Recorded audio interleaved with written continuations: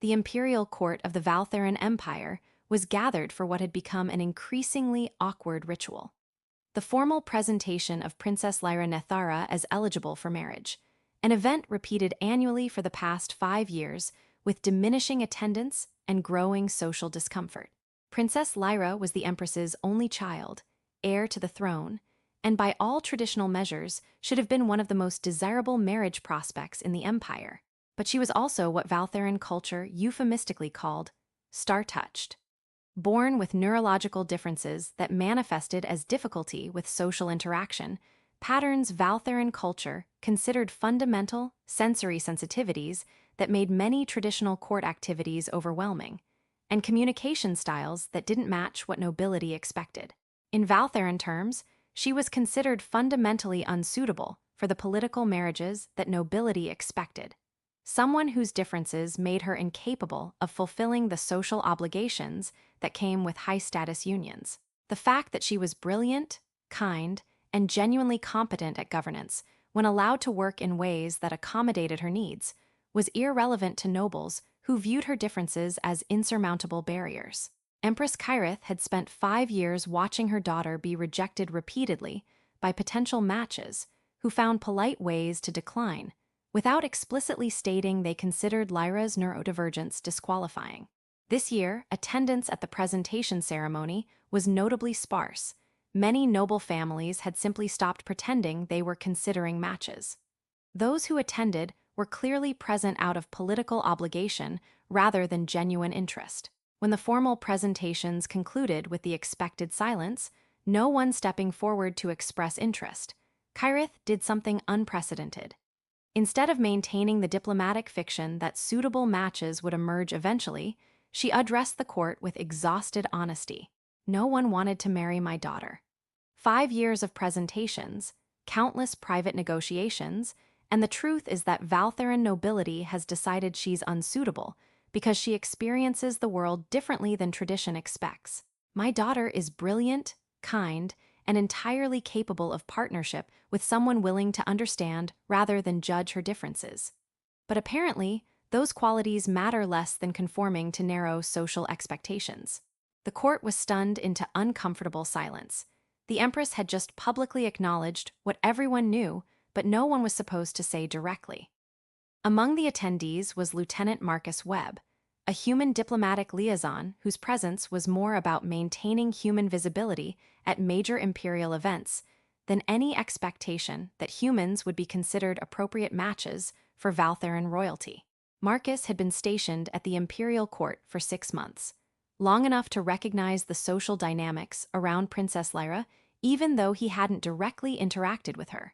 He'd noticed how nobles carefully avoided her during court functions, how conversations paused awkwardly when she entered rooms, how she was treated with polite distance more isolating than outright hostility. He'd also noticed that when Lyra was allowed to engage with topics she was interested in, usually technical aspects of governance or scientific matters, she was remarkably articulate and insightful in ways that made the social rejection she faced seem particularly cruel. From Marcus's human perspective, Lyra's neurodivergence was noticeable but not particularly concerning. She reminded him of colleagues who were autistic or had similar neurological profiles, extremely competent when accommodated appropriately, but struggling in environments built around neurotypical social expectations. The idea that her differences would make her unsuitable for marriage struck Marcus as a product of Valtheran cultural rigidity rather than any actual limitation on Lyra's part. When the Empress finished her unexpectedly honest speech, Marcus found himself doing something his diplomatic training hadn't prepared him for. He stepped forward, not with grand gesture or dramatic declaration, just simple movement that drew attention because no one was expecting anyone to respond. "Your Majesty," Marcus said, maintaining appropriate formal address while very aware that everyone was now staring at him. "I'd like to express interest in courting Princess Lyra, if she's willing to consider a human suitor." The court's stunned silence somehow became even more profound. Marcus had just volunteered for something Valtheran nobility with centuries of political standing had been rejecting for 5 years, and he'd done it as a human. a species most Valtheran nobles considered politically insignificant and culturally unsuitable for royal marriages. The Empress looked at Marcus with an expression that cycled through surprise, skepticism about whether he understood what he was offering, and something that might be cautious hope.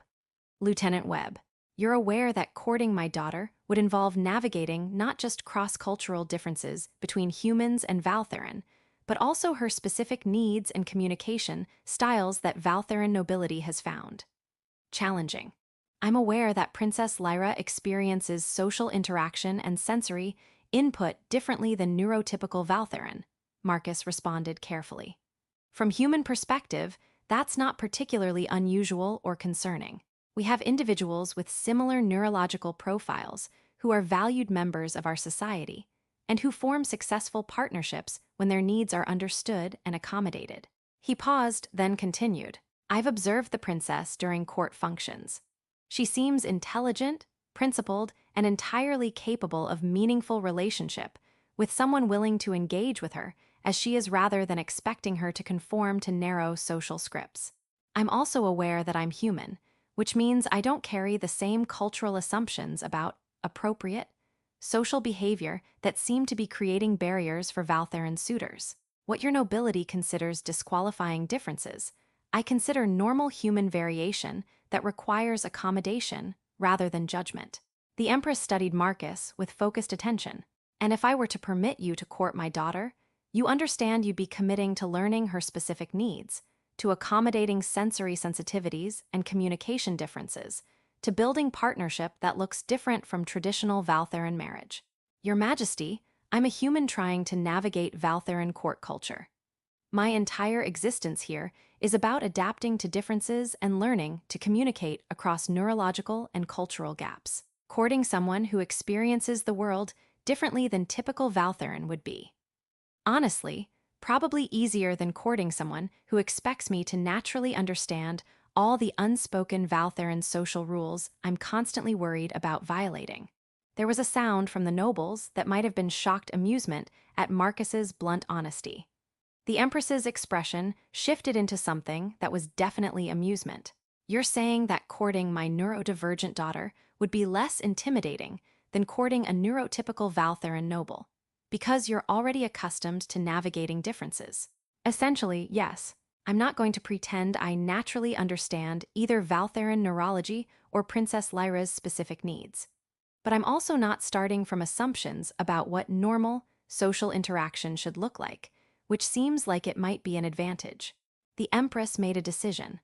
Princess Lyra should be present for this conversation. She's the one who would be courted, and her consent matters more than my permission or the court's opinions. She signaled for attendants to request the princess's presence, and Marcus realized that Lyra hadn't even been in the hall during her own presentation ceremony. She'd apparently been allowed to skip the event that was supposedly about her marriage prospects. When Princess Lyra entered and was briefed on what had happened, her first response was to look directly at Marcus and ask with characteristic bluntness, "Why would you volunteer for this? You don't know me. You're aware that everyone considers me unsuitable because I don't process social interaction the way they expect. What makes you think you want to court someone you've never spoken with who has neurological differences your species doesn't fully understand?" Marcus appreciated that she was immediately addressing practical questions rather than performing social scripts. I've observed you during court functions over the past 6 months. You're clearly intelligent. You're direct in ways I find refreshing compared to typical Valtheran diplomatic communication. And when you're discussing topics you're interested in, you're remarkably articulate. Your neurodivergence is noticeable, but from human perspective, it's not particularly concerning. I'm not claiming I naturally understand your specific needs, but I'm willing to learn, and I don't start from the assumption that difference equals unsuitability. Lyra considered this. You're human. You're already navigating cultural and neurological differences just by existing in Valtheran court. You think courting me would be comparable to that. I think courting you would involve learning your specific communication preferences and sensory needs, which is probably easier than learning all the unspoken Valtheran social rules I'm constantly worried about violating. At least with you, I could probably ask directly what you need, rather than trying to guess based on subtle cues I'm not equipped to read. Lyra's expression shifted into something that might be cautious interest. You're saying you'd prefer direct communication about needs and boundaries over implicit social expectations. Strongly prefer, yes.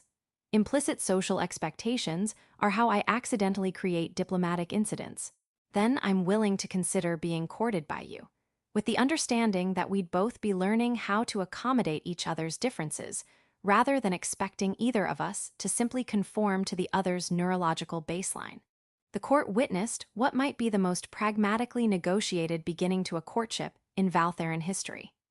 Over the following months, Marcus and Lyra developed a relationship built on explicit communication about needs and boundaries rather than implicit social expectations. They discussed sensory accommodations, communication preferences, and what partnership would actually look like rather than assuming shared understanding. The courtship was unconventional by Valtheran standards, but remarkably functional specifically, because neither was trying to force the other to conform to neurotypical Valtheran social scripts. When they eventually married, it was a union that forced Valtheran nobility to confront uncomfortable truths about how cultural assumptions about suitable social behavior had been excluding someone entirely capable of partnership when her needs were respected rather than judged. Years later, their marriage was cited as example of how cross-cultural unions